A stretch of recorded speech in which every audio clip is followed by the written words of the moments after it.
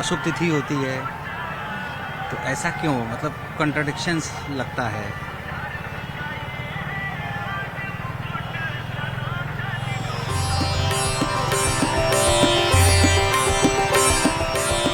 चलिए राजीव के पास दोबारा लौटेंगे। रुख रामगोपाल का कर लेते हैं, जो गोरखपुर से हमारे साथ मौजूद हैं, जहां पर सीएम योगी आदित्यनाथ की मौजूदगी है। और आज खिचड़ी पर्व के मौके पर सीएम योगी आदित्यनाथ ने पूजा अर्चना की, खिचड़ी का भोग चढ़ाया, लोगों को शुभकामनाएं दी और संदेश दिया।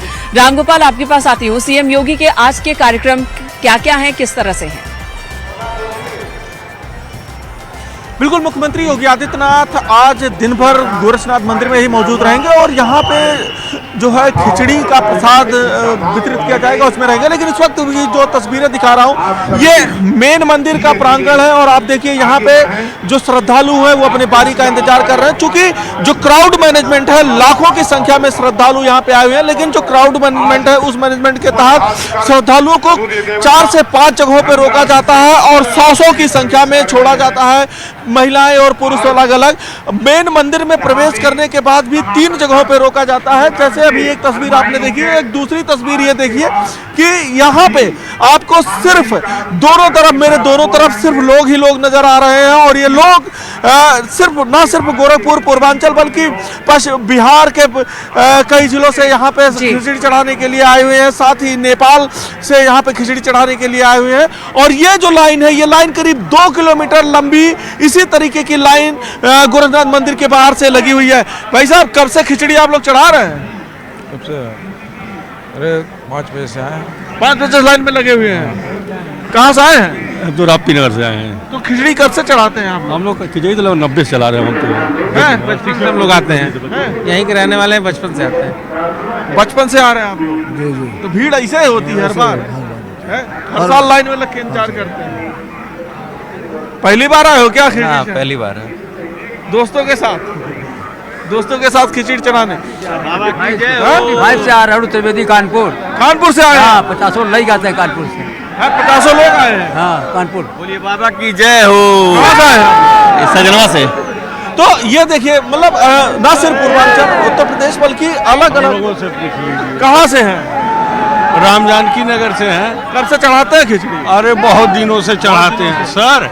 एक बात है, ज्यादा महिलाओं का जो है तांता उधर से लगा हुआ है। कई किलोमीटर लंबी लाइन लगी हुई है। और ये जो है, ये क्राउड मैनेजमेंट का एक सिस्टम है कि किस तरीके से लोगों को छोटे छोटे टुकड़ों में रोका जाता है और उसके बाद फिर उनको मंदिर की तरफ भेजा जाता है। और जब वो मंदिर में जाते हैं तो मंदिर में भी 2 जगहों पे रोका जाता है। चूंकि ये परंपरा यहाँ पे सदियों से चली आ रही है कि मकर संक्रांति के दिन भगवान गोरखनाथ को खिचड़ी चढ़ाई जाती है और खिचड़ी का दान किया जाता है।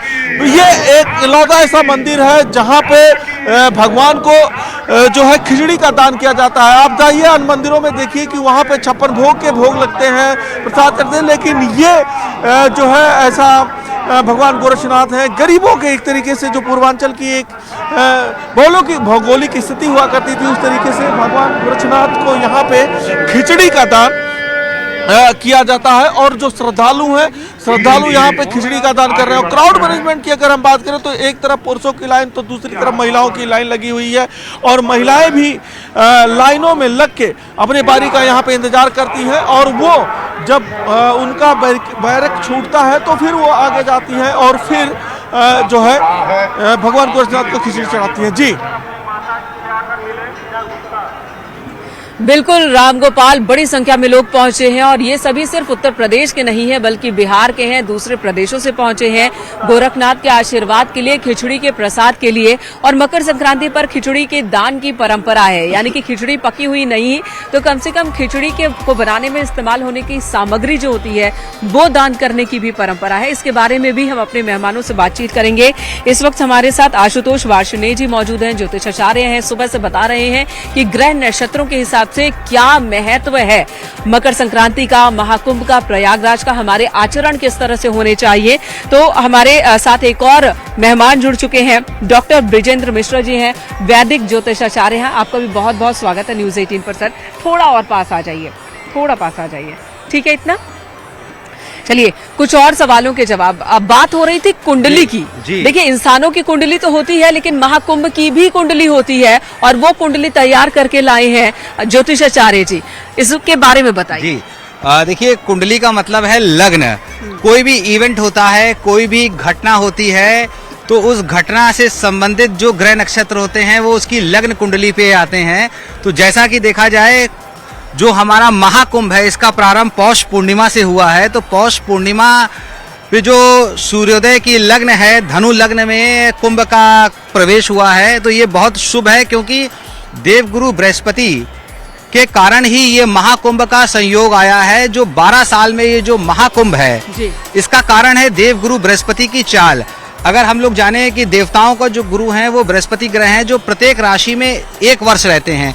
तो एक एक वर्ष जब राशियों का भ्रमण करते करते 12 साल में एक चक्र पूर्ण करते हैं, यानी कि 12 साल में देवगुरु बृहस्पति 12 साल बाद वृष राशि में आए हैं। उस साल तीर्थराज प्रयागराज में महाकुंभ होता है, और ये चक्र बृहस्पति देवता 12 बार पूर्ण कर चुके हैं, यानी कि इस बार 12 × 12 पूर्ण महाकुंभ है। तो 144 साल, 12 × 12 144 साल। तो बात करें जाए कुंडली की, कि महाकुंभ की कुंडली का जो प्रवेश है, जो उसकी महाकुंभ की कुंडली की लग्न है, वो धनु लग्न की कुंडली है। लग्न में सूर्य और बुध हैं। पराक्रम स्थान, क्योंकि पराक्रम स्थान करे स्थान होता है। अगर पराक्रम स्थान में शनि स्वराशि का होता है, शुक्र होता है, तो इसे बहुत ही शुभ मानते हैं, यानी कि कुंभ में कोई अशुभ घटना नहीं होगी। वैसे भी शासन प्रशासन इतना लगा हुआ है, इतनी है कि होनी भी नहीं चाहिए, आतंकवादी घटना कोई नहीं होगी। उसी के साथ साथ मंगल अष्टम भाव में नीच का बैठा हुआ है। तो मंगल जब नीच का है, अष्टम भाव गुण विद्या का है, अष्टम भाव सिद्धि का है, अष्टम भाव रहस्य का है। तो अष्टम भाव में मंगल की स्थिति, और जो कुंभ की कुंडली है वो मिथुन राशि की बनती है। जो राहु है वो सुख स्थान पे बैठा है, केतु कर्म पे बैठा है। और मैं बहुत सरल में पूछना चाहूंगी, तो सरल में इस कुंडली का आम लोगों पर क्या असर होगा? आम लोगों का असर ये है कि ये महाकुंभ वाकई दिव्य और भव्य रहेगा, और जो भी यहाँ पर कुंभ में आता है, स्नान करता है, दान करता है, पूजा पाठ करता है, वह सुरक्षित रहेगा और उसको बहुत सारी फलों की प्राप्ति होगी। वैदिक ज्योतिषाचार्य जी भी हमारे साथ मौजूद हैं। बहुत बहुत स्वागत आपका एक बार फिर से। और इस कुंभ को लेकर, मकर संक्रांति को लेकर हमारे दर्शकों को बताइए कि उन्हें किस वैदिक मंत्रोच्चारण का इस्तेमाल करना चाहिए, आज के दिन स्नान के वक्त किस बात का ख्याल रखना चाहिए? जिस समय आप स्नान कर रहे हैं, आप माँ गंगा की गोद में हैं। संगम में प्रमुखता माँ गंगा की होती है, और उससे ज्यादा प्रमुखता उनकी रेती की होती है। तो यहाँ पर आके गंगा जी को कोई भी मंत्र अगर याद हो, नहीं याद है तो हर हर गंगे, माँ गंगे, या जो आप कलश का स्थापना के समय जो सभी नदियों का आह्वान करते हैं, उन मंत्रों का जो भी आपको याद हो करें। 5 डुबकी लगाएं और उनको याद करते हुए चलें। 5 डुबकी लगानी है, गंगा माँ को याद करना है। और ये भी सुना है कि संगम की रेती भी बदन पे लगाना चाहिए, और यहाँ से लेकर भी जाना चाहिए घर। ये रेती का महत्व ही कल्पवास की प्रेरणा देता है। यहाँ ब्रह्मा जी ने तपस्या की थी, गंगा अवतरण के पूर्व बहुत सी घटनाएं थी। सारे देव यहाँ तपस्वी बन के रहे थे, और विष्णु जी का तो ये परम मास है और उनका क्षेत्र है। मकर संक्रमण अभी होगा 8:55 पर। कुछ पंचांगों में 2-4-10 मिनट इधर उधर हो सकते हैं, क्योंकि अनांश का अंतर पड़ता है। ये हमारा नया वर्ष है, हमें नई उत्तेजना मिलती है, हमें नया जोश मिलता है। क्यों मिलता है? क्योंकि सूर्य जो होता है वो उत्तरायण हो जाते हैं, उत्तरमुखी। और आप सभी जानते हैं कि सनातनी का निवास उत्तर ग्लोब में है, और लगभग पूरा विश्व ही उत्तर ग्लोब में ज्यादातर है। तो ये उत्तरायण हमारा नया वर्ष है, ज्ञान का क्षेत्र है, और मकर राशि में ही प्रमुख। अभी हमारे मित्र चर्चा कर रहे थे कुंडली की, उन्होंने बहुत बढ़िया बताया, लग्न कुंडली उसकी बताई, इससे शुरुआत ठीक है। तो ये चर्चा चलती रहेगी। एक बार फिर राजीव का रुख कर लेते हैं। ये तस्वीरें हम आपको लगातार दिखा रहे हैं, जो कि प्रयागराज संगम की रेती और संगम की धरती से, जहां पर संगम नोज पर इस वक्त अखाड़ों का स्नान चल रहा है। दूसरी तरफ तमाम घाट बनाए गए हैं, VIP घाट बनाए गए हैं, और अलग अलग नाम दिए गए हैं इन घाटों पर, जिस पर आम श्रद्धालु भी आ रहे हैं, स्नान कर रहे हैं, अपने परिवार के साथ स्नान कर रहे हैं। और लगातार दिव्य अलौकिक ये नजारा हमारे हमारे दर्शक घर बैठे भी देख पा रहे हैं। आप घर बैठे और क्या कर सकते हैं। आज के दिन दान पुण्य का बहुत ही महत्व है। तो जैसा कि हमारे मेहमान ने बताया कि आप काले तिल का दान करें, अगर कुछ ना कर सके तो कंबल का दान कर सकते हैं, आप खिचड़ी में इस्तेमाल होने वाली सामग्री का दान कर सकते हैं। तो गंगा माँ को ध्यान में रखते हुए स्नान कीजिए, सूर्य को देखकर आप नमन कीजिए और फिर दान कीजिए। आज के दिन की महत्ता इतने भी ही है, बहुत ज्यादा मंत्रोच्चारण की जरूरत नहीं है, पूजा पाठ की जरूरत नहीं है, किसी आडंबर की जरूरत नहीं है। राजीव, आपके पास आती हूँ, आपको आवाज मिल रही है, तो वहां पर क्या हो रहा है इस वक्त, वहां का अद्भुत दिव्य नजारा किस तरह का है, हमारे दर्शकों को दिखाएं और बताएं। अब देखिए मेनका, इस वक्त जो निरंजनी और आनंद अखाड़ा है वो वहां से निकल चुका है और एक एक करके जो उनके पूज्य साधु संत हैं, जो संत हैं, वो इस वक्त आगे बढ़ते हुए नजर आ रहे हैं। आपसे कुछ देर पहले कैलासानंद सरस्वती जी का रथ जो है वो संगम तट पर पहुंचा है और अब आप देख रहे हैं स्वामी बालकानंद गिरी जी महाराज जो हैं वो इस वक्त संगम क्षेत्र में प्रवेश करते हुए नजर आ रहे हैं। उससे पहले उनके जो डिवोटीज हैं, जो फॉलोअर हैं, जो भक्त हैं, वो आगे बढ़ रहे हैं और यहाँ पर आप देख सकते हैं कि इन साधु संतों को, पूज्य साधु संतों को देखने के लिए दोनों तरफ जो रास्ते बने हैं कई किलोमीटर तक, वहाँ पर लाखों की संख्या में जो लोग यहाँ पर पहुंचे हैं वो उनका इंतजार कर रहे हैं। आप देख सकते हैं कि एक के बाद एक जो पूज्य और शीर्ष संत हैं वो इस वक्त संगम तक पहुंच रहे हैं, क्योंकि 7:05 पर निरंजनी अखाड़ा और आनंद अखाड़े को स्नान करने के लिए संगम तट पर पहुंचने का समय निर्धारित किया गया था। तय समय सीमा के भीतर निरंजनी और आनंद अखाड़ा भी इस वक्त बात भी करेंगे। कहां से आए हैं आप? मैं सुल्तानपुर। बहुत अच्छा है कि मैं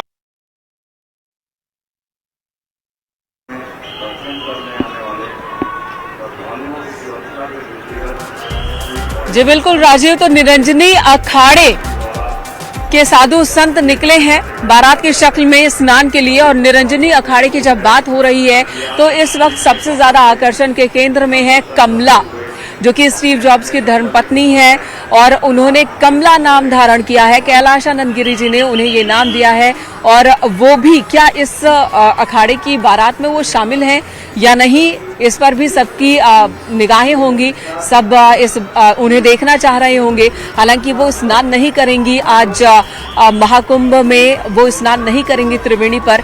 ये कैलाशानंद गिरी जी ने पहले ही बता दिया कि उनके हाथ में कुछ इन्फेक्शन है और उन्हें भीड़ की भी आदत नहीं है इतनी ज्यादा, बावजूद इसके महाकुंभ में वो मौजूद हैं और महाकुंभ में के दौरान अनुष्ठान वो कर रही हैं। तो आज क्या उनके साथ मौजूद हैं यहाँ, ये भी एक बहुत बड़ा आकर्षण का केंद्र है वो भी, और वो भी हम आप अपने दर्शकों को दिखाएंगे, बताएंगे। ज्योतिषाचार्य जी हमारे साथ मौजूद हैं। ज्योतिषाचार्य जी, आपने कुंडली तो बता दी महाकुंभ की, आपने ये भी बताया कि बहुत सब कुछ मंगल मंगल होना है और इसका असर पूरी दुनिया पर होना है, देश दुनिया पे होगा, पूरे देश दुनिया पर होना है। इस पूरे महाकुंभ के दौरान जो लोग महाकुंभ में नहीं आ पा रहे हैं वो क्या करें? देखिए, एक दुर्गा सप्तशती में मंत्र आता है सर्वा बाधा, सर्वा बाधा विनिर्मुक्तो धन्य धान्य स्वतान्विता मनुष्यो मत प्रसादेन भविष्यति न संशया। यानी कि सर्वा बाधा, आपके जीवन में जो भी कोई बाधा आ रही है अगर उसको आपको दूर करना है तो आज के दिन सर्वा बाधा विनिर्मुक्तो धन्य धान्य स्वतान्विता, यानी कि मनुष्य को क्या चाहिए, धन आदि पुत्र आदि की प्राप्ति चाहिए। तो सर्वा बाधा विनिर्मुक्तो धन धान्य स्वतान्विता मनुष्यो मत प्रसादेन भविष्यति न संशया। अब देखिए, दुर्गा सप्तशती के सिद्ध मंत्र में भी कहा गया है भविष्यति न संशया, यानी कि अगर हमको अपने ऊपर संशय नहीं होगा तो देवता तो दे रहे हैं। उनके देखिए सूर्य भी उदय हो चुका है, सूर्य की जो पहली किरण यहाँ पर आई है तो उसके साथ जल पे जो पड़ रही हैं, जल की रश्मियां अमृत तुल्य हो रही हैं। तो अगर हम बिल्कुल श्रद्धा विश्वास के साथ अपने घर पर भी बैठे हैं, जो महाकुंभ नगरी में नहीं आ पा रहे हैं, तो घर पर भी इस मंत्र का जाप करेंगे, सर्वा बाधा विनिर्मुक्तो धन्य धान्य स्वतान्विता मनुष्यो मत प्रसादेन भविष्यति न संशया, और बिना संशय के करेंगे और साथ में तिल दान करेंगे, क्योंकि जैसा कि बताया तिल दान ग्रह शांत सबसे सरल, सबसे जो वे शून्य उपाय है। कोई अगर कुछ कंबल दान नहीं कर सकता, चीजों को दान नहीं कर सकता, तो तिल तो बड़ा ही सरल है, वे शून्य है। तो कम से कम आज प्रत्येक व्यक्ति काला तिल दान करे। मकर संक्रांति पे तिल दान तिल सेवन का बहुत है, बल्कि अगर आपको दुर्भाग्य को नष्ट करना है तो काला तिल जल में मिलाकर स्नान करें। आप जहां भी हैं, जिस भी नगर में है, शहर में है, मकर संक्रांति का ये फल है कि तिल का उपटन लगाना चाहिए। कुछ नहीं कर सकते तो काला तिल ले लीजिए, तिल को जल में डालिए, गंगा जी का स्मरण करिए और ईश्वर से प्रार्थना करिए, गंगा जी से प्रार्थना करिए कि अगर मेरे ऊपर शनि की 7.5 चल रही है, शनि राहु केतु किसी की भी पीड़ा है तो वह मुक्त करे। इसी के साथ एक सबसे सरल और वेद शून्य उपाय है राम का नाम लिखना लाल कलम से। अगर दर्शक आज के दिन से, क्योंकि देवताओं का जैसा कि बताया गया है 8:55 से सूर्य धनु राशि को छोड़ के मकर राशि में प्रवेश कर जाएंगे, यानी कि इतनी शुभ घड़ी आने वाली है, अमृत बेला आने वाली है। 8:55 से मकरे अर्क यानी कि उत्तरायण प्रारंभ होगा, देवताओं का दिन प्रारंभ होगा। तो दर्शक अपने घर पे बैठ के आज 8:55 के शुभ मुहूर्त से केवल एक कॉपी ले लें, एक पेन ले लें, लाल कलम से कम 108 बार राम का नाम लिखें। 108 के क्रम में राम का नाम लिखने से यह फायदा आज उनको मिलेगा। अगर आप ऐड करेंगे 1 + 0 + 8 = 9, 9 पे ही समस्त सृष्टि टिकी हुई है, क्योंकि 9 ग्रह होते हैं, 9 दुर्गे होते हैं, 9 का विशेष महत्व है। विषय 9 का कभी डिस्ट्रक्शन नहीं होता, मतलब ब्रह्म अंक है। जैसे हम 9 की टेबल देखेंगे, 9 × 1 = 9 तो 18 आएगा, ऐड करेंगे 9 × 2 = 27 तो 7 × 2 = 9 आएगा। जितना भी 9 की टेबल को आप ऐड करते जाएंगे तो लास्ट में रूट नंबर क्या आएगा? 9, यानी कि मूलांक 9। 9 ग्रह हैं, 9 देवियां हैं। तो अगर दर्शक घर में बैठ के त्रिवेणी माँ का स्मरण करेंगे, गंगा मंगया यमुना और सरस्वती का स्मरण करेंगे, और पहले पितरों का स्मरण करना ना भूलें, क्योंकि बिना पितृ प्रसन्न हुए देवी देवता प्रसन्न नहीं होते हैं। तो अगर वो पितरों का स्मरण करेंगे और राम का नाम लिखेंगे तो उनकी मनोकामनाएं पूर्ण होगी। 2 तरह से मनोकामनाएं पूर्ण कर सकते हैं। कुछ लोग ऐसे हैं जिन्होंने भौतिक जीवन में सब कुछ प्राप्त किया, उनके पास धन दौलत पुत्र आदि सब कुछ है, तो वो निष्काम भक्ति करेंगे, यानी कि केवल मोक्ष की प्राप्ति के लिए, यानी कि जन्म और मरण से मुक्ति मानव जीवन का जो उद्देश्य है। ज्यादातर लोग यहाँ पर आए हैं मोक्ष प्राप्त करने के लिए, जैसे आपने स्टीव जॉब्स की पत्नी के बारे में बात किया, और उनके पास तो किसी चीज की कमी नहीं है, धन धान्य ताकत सब कुछ है। धान्य तो जिसके पास अगर धन है, धान्य है, ताकत है, तो वो क्या करता है अगले जन्म में, यानी कि मोक्ष प्राप्ति के लिए। ऐसी मान्यताएं हैं, जैसे अभी हम लोग ने कर्म के बारे में बताया, संचित कर्म, क्रियमाण कर्म और प्रारब्ध कर्म। अगर हम यहाँ पुण्यों का संचय करेंगे तो अगले जन्म में हमको भगवान किसी धनाढ़ व्यक्ति के यहाँ पैदा करेंगे। कभी कभी आप देखते हैं जो लोग कर्म और भाग्य को नहीं मानते, यानी कि आप अपने अगले जन्म को भी सुधार सकते हैं अपने कर्मों के जरिए। हमारे साथ एक और मेहमान मौजूद है। सर आप इधर आ जाइए थोड़ा, वैदिक ज्योतिषाचार्य हैं। सर ये बताइए कि वेदों में क्या लिखा है, वेदों में क्या लिखा है दान को लेकर के, वेदों में क्या लिखा है कि जो आज का दिन है और अगला जो पूरा 45 दिन है उसके बारे में? देखिए, वेद इसके पहले की घटनाएं थी। वेद में तो केवल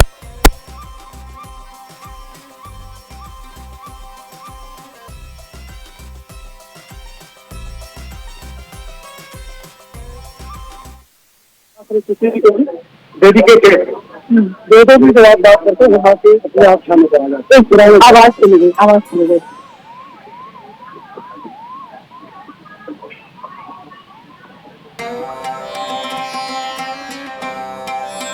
हीरो में देख सकते हैं कि महापर्व महाकुंभ की अलौकिक तस्वीरें आपकी टीवी स्क्रीन पर इस वक्त है।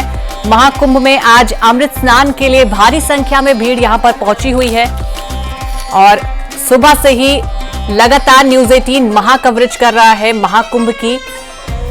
तो स्नान की प्रक्रिया भी अब शुरू हो चुकी है और एक के बाद एक अखाड़े के लोग संगम नगरी प्रयागराज में आज बिल्कुल, तो एक के बाद एक अखाड़े देखिए किस तरह से संगम में स्नान कर रहे हैं, अपनी अपनी बारी का इंतजार कर रहे हैं। जो पीछे से अखाड़े आ रहे हैं पूरी बारात के शक्ल में अखाड़ों के साधु संत नागा सब पहुंच रहे हैं स्नान करने के लिए। बहुत ही दिव्य अलौकिक ये नजारा है और इसे देखने के लिए बड़ी दूर दूर से लोग आए हैं जो घंटों का इंतजार कर रहे हैं और जिनको दर्शन मिल जा रहे हैं वो कह रहे हैं कि हमारा तो जीवन ही धन्य हो गया। ये बताइए, अखाड़ों को लेकर के, नागाओं को लेकर के लोगों में ये आस्था की वजह क्या है? क्यों उनको लगता है कि नागाओं के दर्शन कर लिए तो जीवन धन्य हो गया? देखिए, भगवान आदि शंकराचार्य ने इन अखाड़ों की स्थापना की थी। आपने सुना होगा 10 नामी एक शब्द है। यानी 10 नाम वाले अखाड़े हैं और अखाड़ों की संख्या थोड़ा बढ़ते हुए 13 हो गई है। इसमें भी वैष्णव और शैव अलग अलग हैं, कुछ खालसा हैं यानी सरदारों के हैं, इस तरह के भी अखाड़े इसके साथ जुड़ते हुए चले गए हैं। तो अखाड़े का मतलब ये होता है अखंड, जो एक साथ जुड़े हुए हो, कहीं बैठे हों। और वैसे तो दूसरे शब्दों में कहा जाता है कि अपने सनातन की रक्षा के लिए उन्होंने ये संगठन बनाया। यहाँ पर ऐसे साधु सन्यासी यति जो पहाड़ों पर रहते हैं साल भर या कह लीजिए 11 वर्ष तक रहते हैं, वो अपनी तपस्या में लीन रहते हैं। वो जब यहाँ आते हैं उनके बहुत ज़्यादा सिद्धियाँ हैं, वो कभी भी हमारे बीच में आते नहीं है, इसीलिए उन्होंने कुछ स्वरूप भी बनाया। तो उनके उस तपस्या संन्यास की वजह से ही लोगों को लगता है कि उनकी ऊर्जा का हमें भी लाभ मिल जाएगा। उनकी ऊर्जा अगर हमारे ऊपर आ गई, कभी कभी तो उनके चरण रज का भी हम लोग पाने का प्रयास करते हैं। उनके दर्शन से हम धन्य हो जाते हैं, क्योंकि उनकी जो शक्तियां हैं वो हमें मिलना शुरू हो जाती हैं। हमें प्रेरणा भी मिलती है, हमें उनके ज्ञान का भी कभी कभी लाभ मिलता है जब उनके सानिध्य में जाते हैं। अब रही बात अमृत स्नान के समय जाते समय, उस समय वो अपने दिव्य स्वरूप में होते हैं, अपने देवता के अस्त्र लेकर के जाते हैं, उनकी प्रतिमाएं लेकर के जाते हैं। हमें ज्ञान मिलता है कि हमें जब कभी हमारे जीवन में मोक्ष पाने की इच्छा होगी तो हम इसी तरह से आगे बढ़ेंगे, जैसा कि आप अभी कमला जी का नाम ले रहे हैं। जैसा आपने बताया कि वो अपने अपने देवताओं की मूर्ति लेकर जाते हैं, प्रतिमा लेकर जाते हैं, उनके अस्त्रों को लेकर जाते हैं, तो इनका क्या काम है नहाने के दौरान?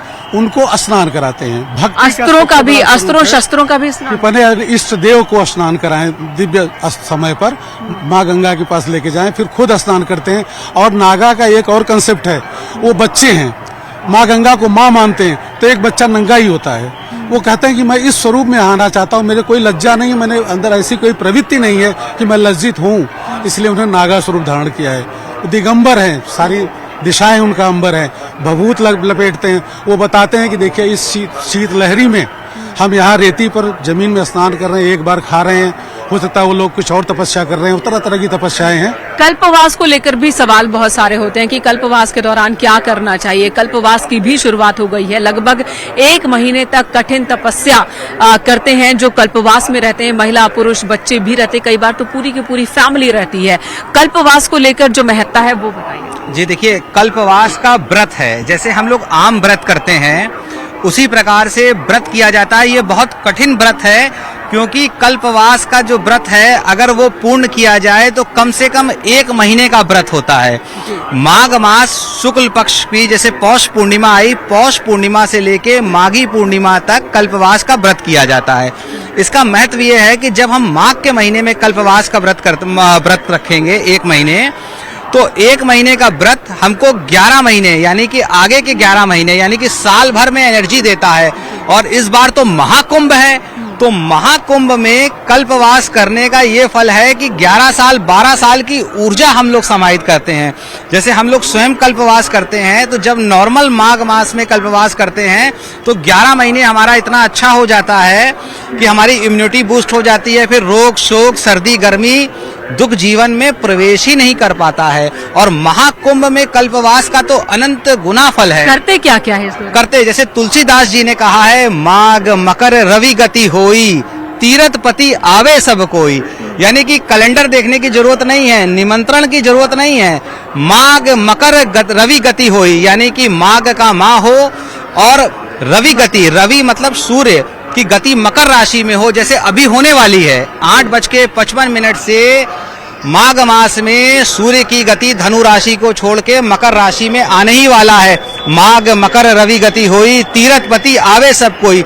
तो ये तीर्थों का राजा प्रयागराज है। हम लोग का एक सौभाग्य है कि हम और आज आप यहाँ पर रिपोर्टिंग कर रहे हैं, आप पूछ रही हैं, मैं बता रहा हूँ, दर्शक देख रहे हैं, क्योंकि तीर्थों के राजा के सामने सभी तीर्थ देश दुनिया के यहाँ पर हाजिरी लगाने आ जाते हैं। तो ये बहुत बड़ी बात है कि तीर्थराज प्रयाग में हम लोग खड़े हैं, तीर्थों का राजा है। और राजा में अगर एक डुबकी लगाएंगे तो एक डुबकी मोक्ष की, आज 8:55 के बाद जो भी डुबकी लगेगी वो मोक्ष की डुबकी होगी। आप संशय बना रहे हैं जिन लोगों ने 8:55 से पहले स्नान कर लिया, क्या उनका स्नान काउंट नहीं? उनका भी स्नान काउंट होगा, जैसा कि आपने राष्ट्रीय स्नान कहा है। और तुलसीदास जी ने भी कहा है, माघ मकर रवि गति होई। तो अभी 8:55 से पहले रवि की गति धनु राशि में है, मकर राशि में तो हुई नहीं है। तो अगर बिल्कुल अच्छा बात किया जाए। वैसे तो पौष पूर्णिमा का भी बहुत महत्व है, कल जिन्होंने स्नान किया है उनको भी फल मिलेगा, लेकिन जो बिल्कुल अमृत बेला है, जैसा कि हम लोग आ रहे हैं कि अमृत कलश, अमृत कुंभ, अमृत जो छलकने वाला है वो 8:55 से ही होगा। ये बताइए, कल्पवास के दौरान ये भी मान्यता है और बहुत सारे लोग ऐसा सोचते हैं कि एक बार अगर कल्पवास की शुरुआत कर दी तो कुछ वक्त तक रेगुलर करना होता है, अगर बीच में असमर्थता हो तब क्या? देखिए, कल्प पहले समझिए क्या है। कल्प एक समय का एक परिमाप है, जैसे युग होते हैं, मास होता है, ये सब होता है। ये माना गया है कि ये जो ब्रह्मा का एक दिन होता है, या ब्रह्मा का दिन तो बहुत बड़ा मान लें, देवताओं का जो एक दिन होता है वो 12 मास का होता है। तो वो 12 मास, एक मास, कुछ लोग करते क्या है 12 दिन, कुछ लोग करते क्या है एक दिन, कुछ दिन त्रिजटा 3 दिन का यहाँ का प्रवास जो करते हैं वो अपने आप को एक कल्प का प्रतिनिधि मान लेते हैं, उसका छोटा परिमाप मान लेते हैं। क्योंकि ये ब्रह्मा ने यहाँ तपस्या की थी और केवल प्रयाग में ही कल्पवास होता है और कहीं नहीं कल्पवास होता है। और ये बीकर क्षेत्र में होता है। बीकर क्षेत्र 2 जंघाएं मानी जाती हैं पूरी सृष्टि का, एक यमुना जी के द्वारा और गंगा के द्वारा। इसीलिए आप देखेंगे अखाड़े ज्यादातर लड़ाई करते हैं एक बीकर क्षेत्र, जो दोनों का ही त्रिकोण क्षेत्र, संगम जो मिल जाए, संगम के इधर की जो क्षेत्र होता है। तो यहाँ की रेती पे जब आप व्रत कर लेते हैं कि हम कितने दिन रुकेंगे, कोई ऐसी बात नहीं है कि कब तक रहना है। आप एक दिन भी आते हैं वो भी कल्पवास है, 3 दिन करते हैं उसे त्रिजटा स्नान कहा गया है, 1 महीने करते हैं वो भी है, और यहाँ पर 1 महीने ज्यादातर परंपरा है। कुछ लोग यहाँ 12 महीने रुक जाते हैं, बोलते हैं अब 12 बार नहीं आएंगे तो पूरे 12 महीने यहाँ करेंगे। अब बात आती है कि कल्पवास में करें क्या। वो कल्पवास में कहा गया भूशयन, पृथ्वी पर रहिए। ठीक है। जैसे माघ की महत्ता आई ना, अगर मकर न होता तो न माघ का मेला होता न महाकुंभ होता है। और माघ मगर गति जब रवि होई, तीर्थपति आओ सब कोई, यानी ये माघ से रिलेटेड है। और अब इसी से तो जुड़े हुए वो जमीन पर सोना होता है और खाना क्या होता है? इसी से जुड़ा ये है कि जब मकरस्थ रवि होते हैं, चंद्रमा उनके साथ थे उस समय, जब अमृत का घट लेके भागा गया और बृहस्पति उसके गाइड थे और उधर से असुर गुरु थे शुक्र। इस बार बड़ी अच्छी कुंडली बनी, मैं अभी आगे बात करूंगा अगर समय रहा तो। अब आते हैं आप कल्पवास में। कल्पवास का मतलब होता है भूशयन, पृथ्वी पर सोइए, एक वक्त खाना खाइए, सामने तुलसी और केले को लेकर के भगवान विष्णु को यहाँ पर पूजा कीजिए। विष्णु को ही समर्पित है ये प्रयाग क्षेत्र। कुछ भी यहाँ होता है लास्ट में कहा था कृष्णार्पणम वस्तु। यहाँ 12 माधव हैं और विष्णु यहाँ आते हैं, इसीलिए सारे तीर्थ यहाँ चले आते हैं उनके पास। कभी कभी लोग कुछ कहते हैं कि अब पूजा वूजा कहीं करने की जरूरत नहीं, चलो प्रयाग, क्योंकि सब तीर्थ तो वहाँ हैं, सारे देवता तो वहाँ हैं, भगवान विष्णु यहाँ बैठे हुए हैं, यमुना और जमुना के सानिध्य में बैठे हुए हैं। और यमुना का जो बहुत बड़ा महत्व है वो इस सब में जुड़ के हम ज्ञान पाने आते हैं, वही हमारा प्रत्यक्ष अमृत है। यहाँ ऐसा नहीं ऊपर से बरसेगा। अमृत भी देता कौन है? जो बृहस्पति होगा राजा है, चंद्रमा। अमावस्या यहाँ की बहुत ही कठिन वक्त होता है कल्पवास के दौरान। कठिन भी है, आपकी श्रद्धा कितनी है, आप कितना फल चाहते हैं। देखिए, ये मोक्ष भी देता है और अगले जन्म में राजा भी बनाता है, जैसी आपकी कामना हो। कामद और मोक्षद दोनों है। आपकी इच्छा है सब कुछ कामना पे हो, हमारे कुल तरें, पितर तरें। अब पितृ की बात इसलिए आती है कि अभी जो संक्रांति होती है वो पितृओं का श्रद्धा का तर्पण का भी दिन है। 96 तिथियां होती है पितृ तर्पण की, बुनियादी तौर पे अमावस्याएं होती है। इस पर और विस्तार से बात करेंगे। इस वक्त हमारे 2 सहयोगी भी हमारे साथ जुड़ चुके हैं। राजीव हमारे साथ मौजूद हैं जो कि प्रयागराज कुंभ क्षेत्र में है, और हमारे साथ पुलकित भी जुड़ गए हैं हरिद्वार से। मकर संक्रांति के मौके पर तमाम नदियों में गंगा स्नान हो रहा है, कहीं नर्मदा स्नान हो रहा है तो यमुना स्नान हो रहा है। तमाम नदियों में बड़ी संख्या में लोग आज आस्था की डुबकी लगाते दिख रहे हैं। राजीव, आपके पास आती हूँ, ये बताइए, आपने जैसे कि बताया कि अखाड़े इस वक्त स्नान करते हुए दिख रहे हैं और अखाड़ों का वो अलौकिक नजारा देखने के लिए बड़ी संख्या में श्रद्धालु वहां पर मौजूद हैं। लंबे वक्त से घंटों का इंतजार वो कर रहे हैं। उनसे बातचीत कीजिए, फिर हम हरिद्वार का भी रुख करेंगे।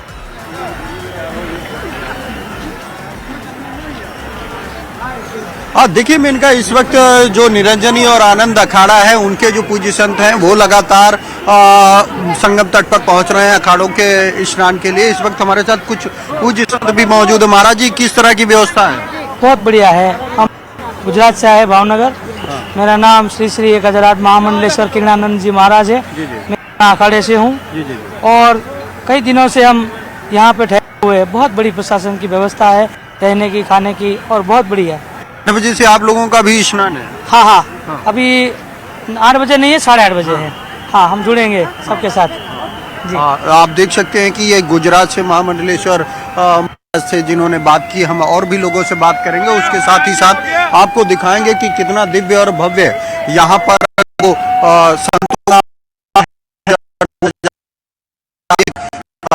संत हैं, जो उनके रथ हैं वो यहाँ से गुजर रहे हैं और लोग उनका दर्शन लाभ लेते हुए नजर आ रहे हैं। आप देख सकते हैं कि लाखों की संख्या में जो यहाँ पर वो इस वक्त हैं और काफी तेजी के साथ भागते हुए नागा साधु जो पूज्य संत वो इस वक्त यहाँ से निकल रहे हैं और आप देख रहे हैं कि तमाम लाखों की संख्या में जो भक्त है उनके द्वारा जो फूल लौटूंगी, बने रहे हमारे साथ। 3 तस्वीरें आपको दिखाते हैं, अपने दर्शकों को दिखाते हैं। राजीव बने रहे हमारे साथ, लौटूंगी तुरंत आपके पास।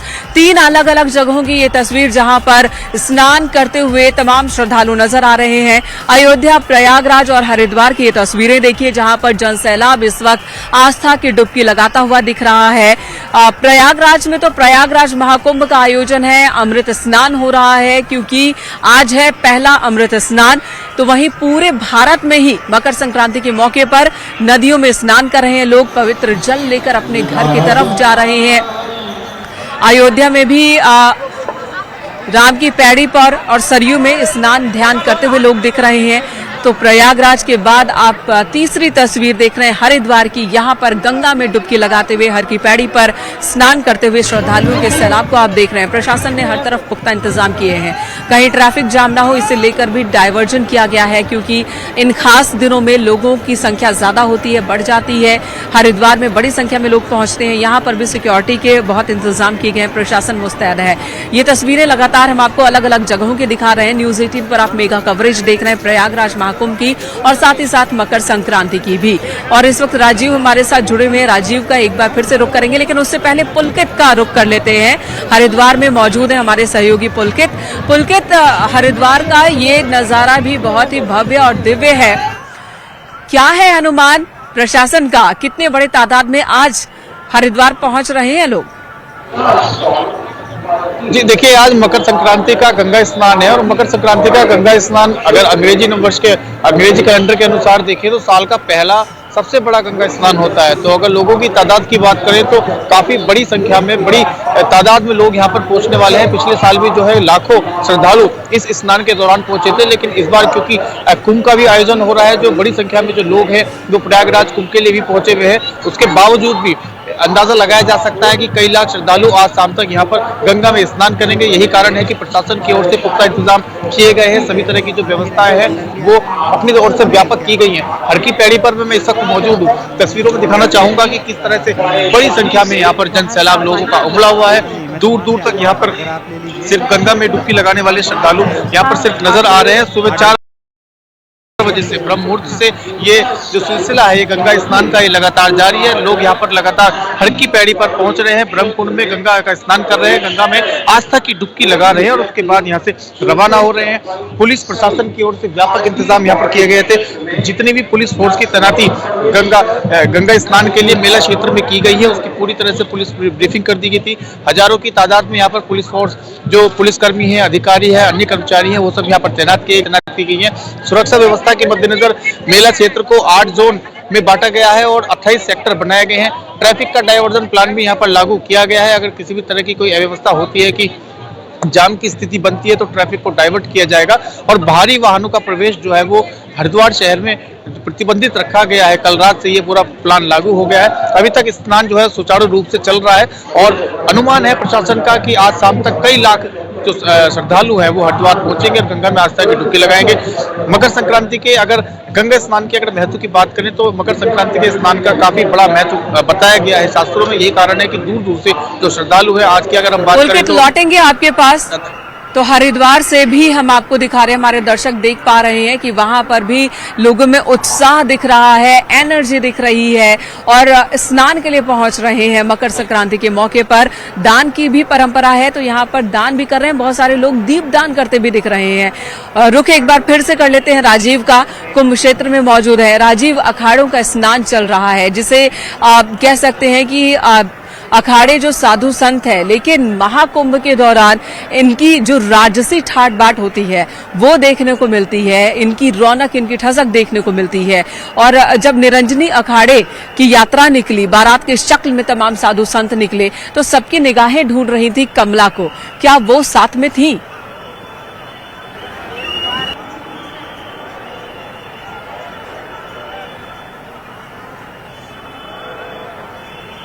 चलिए, राजीव तक आवाज नहीं पहुंच रही है। इस वक्त हमारे मेहमान हमारे साथ मौजूद हैं, जिनसे बहुत सारी जानकारी हमें कुंभ कल्पवास को लेकर मिल रही है, मकर संक्रांति को लेकर मिल रही है।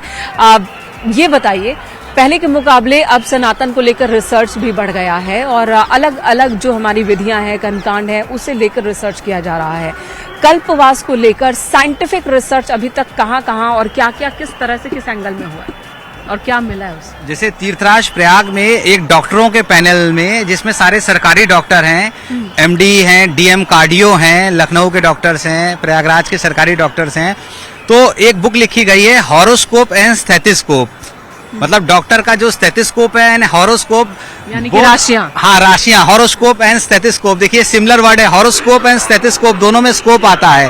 तो जो फ्यूचर का स्कोप है, ये हर महाकुंभ पे इसमें शोध किया गया। 2001 के महाकुंभ में, 2013 के महाकुंभ में, 19 के अर्ध कुंभ में, इस तरह कई कुंभ और कई अर्ध कुंभ का डेटा है। उस डेटा से एक बहुत रहस्यमय, चौंकाने देने वाली बात निकली है कि जो भी कल्पवासी यहाँ पर कल्पवास कर रहे हैं, अगर उनको डायबिटीज है, शुगर है, अस्थमा है, तो उसमें उनकी रोग प्रतिरोधक क्षमता का विकास हो रहा है। यानी कि गंगा जल में अमृत है, गंगा जल में। और यहाँ के कल्पवास का अगर वो विधान करते हैं, एक समय भोजन करते हैं और 3 समय गंगा स्नान करते हैं, तो यहाँ कल्पवास से पहले उनका ब्लड टेस्ट किया गया डॉक्टर्स ने, जो क्वालिफाइड डॉक्टर्स हैं, उनके पहले कल्पवास शुरू होने से पहले, कल्पवास शुरू होने से पहले, और कई कुंभ में डेटा कलेक्ट किया गया है। तो कल्पवास जब शुरू हुआ, उससे पहले उनका ब्लड शुगर लेवल चेक किया गया, बहुत सारी जांचें हुई, पीएफटी वगैरह, और कल्पवास के मध्य में किया गया तो पाया कि उनकी दवाइयां कम हो गई, जिनकी दवाइयां बहुत ज्यादा थी, जो शुगर की, वो दवाइयां कम हो गई। लेकिन ये कैसे मुमकिन है? क्योंकि डायबिटीज के एक पेशेंट को कहा जाता है कि आपको ज्यादा देर तक खाली पेट नहीं रहना, आपको वक्त वक्त पे कुछ खाते रहना है। कल्पवास में पूरे दिन में खाना ही एक बार होता है? पूरे दिन में खाना एक बार होता है। अब क्योंकि यहाँ पर गंगा जी की इतनी शक्ति है, व्यक्ति इतना पैदल चलता है, तो कार्बोहाइड्रेट्स अपने आप बर्न हो जाते हैं। जैसे डायबिटीज में क्या होता है कि जो कार्बोहाइड्रेट्स वगैरह होते हैं तो शुगर लेवल बढ़ जाता है। लेकिन जब व्यक्ति कल्पवास में आता है, तो कल्पवास का नियम बहुत कठिन नियम है। यहाँ दरस परस मंजन, मतलब इतना कठिन नियम है, लेकिन जो कठिन नियम को फॉलो करता है तो उसकी जीवन की शक्ति बढ़ जाती है। यानी कि आत्मशक्ति बढ़ा लेता है, और आत्मशक्ति से सब कुछ संभव है। तो आत्मशक्ति से सब कुछ, आत्मशक्ति, जब हम आत्मशक्ति बढ़ाएंगे और हमारा जो मन होगा वो एकाग्र होगा, जो फोकस होगा, तो हमारा जो ब्रेन है, ब्रेन एक केमिकल फैक्ट्री है, ब्रेन के पास हर तरह के केमिकल रसायन मौजूद हैं, तो ब्रेन अपने को हील कर लेता है। तो यहाँ पर सेल्फ हीलिंग होती है। यहाँ कोई व्यक्ति बीमार नहीं होता। देखिए इस समय ओस गिर रही है, बारिश हो रही है, और हम और आप खड़े हैं, ना आपको सर्दी लग रही, ना मुझको सर्दी लग रही। तो इसका क्या मतलब है? ये गंगा के हम लोग गोद में हैं, ये प्राणदायिनी शक्ति और ऊर्जा है, जिसके कारण लोगों को, जैसे डायबिटीज की दवाई अगर मेट्फॉर्मिन वगैरह जो भी लोग लेते हैं, लीनाग्लिप्टिन वगैरह, तो अगर वो 100 mg की लेते हैं, तो ऐसा रिसर्च में सामने आया है कि वो थोड़ा सा उसकी मात्रा कम करनी पड़ रही है, यानी कि कम दवाई ले रहे हैं, रोग प्रतिरोधक क्षमता बढ़ रही है। तो ये संगम तट का ये महत्व है। अगर कोई व्यक्ति बीमार भी है और यहाँ पर नियम संयम का पालन करता है। जी, आप साइंस से जुड़े हैं, आप ज्योतिष भी हैं, साइंस से जुड़े हैं, रिसर्च पर बात करते हैं।